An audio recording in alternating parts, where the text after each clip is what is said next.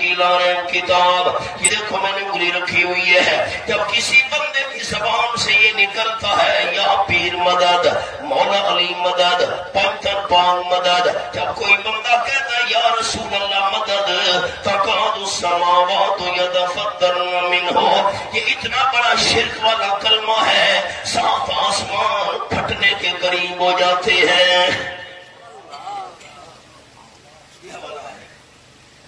وَتَنشَقُّ الْأَرْضُ، جب کوئی بندہ شرکیہ کلمہ زبان سے نکالتا ہے زمین ٹکڑے ٹکڑے ہونے لگتی ہے، وَتَخِرُّ الْجِبَالُ هَدًّا، پہاڑ کانپتے ہوئے نیچے گرنے لگتے ہیں۔ اللہ فرماتے ہیں آسمان صبر کرو، زمین ٹھہر جا، پہاڑ صبر کرو۔